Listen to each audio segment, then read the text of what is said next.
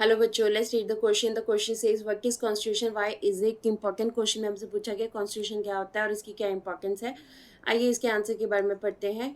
Let's read about the answer. Answer says constitution की definition पढ़ लेते हैं। Constitution of a country is a set of written rules that are accepted by all the people living together in a country. देखिए constitution क्या होता है, हमारे पास की सेट ऑफ रिटन रूल्स होते हैं, रेगुलेशंस होते हैं जो कि लोगों के द्वारा एक्सेप्टेड होते हैं। उस जिस कंट्री में लोग रहते हैं वो उस set of rules, written rules को जो है एक्सेप्ट करते हैं।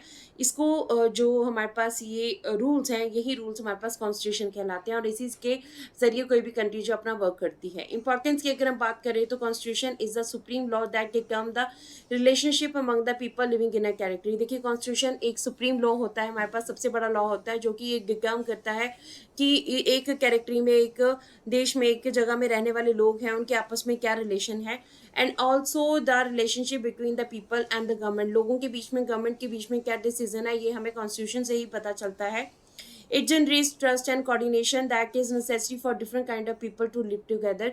अब ये क्या करता है, ट्रस्ट यानी कि विश्वास, कोऑर्डिनेशन जो है वो लोगों के बीच में जनरेट करता है, जिससे ये पता लगता है कि लोग डिफरेंट टाइप्स के, डिफरेंट जो हमारे पास लोग हैं वो आपस में किस तरह रहेंगे। उनके बीच में डिफरेंसेस भी हैं, डिविजन्स भी हैं, बट फिर भी कॉन्स्टिट्यूशन जो है वो ट्रस्ट एंड कोऑर्डिनेशन इस तरह से लाता है कि लोग आपस में मिलकर रहते हैं।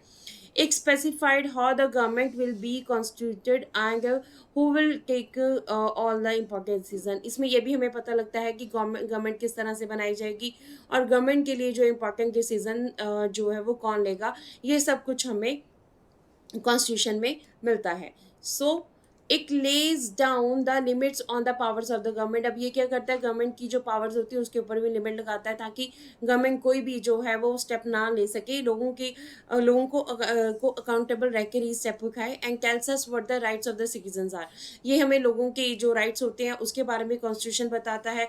लिमिट्स जो है गवर्नमेंट की पावर के ऊपर भी रखता है। It expresses the aspiration of the people about creating a good society. लोग कैसे अपनी सोसाइटी को अच्छा एक सोसाइटी बनाना चाहते हैं, उनकी जो एक्सप्रेशन है वो भी हमें कॉन्स्टिट्यूशन में देखने को मिलती है।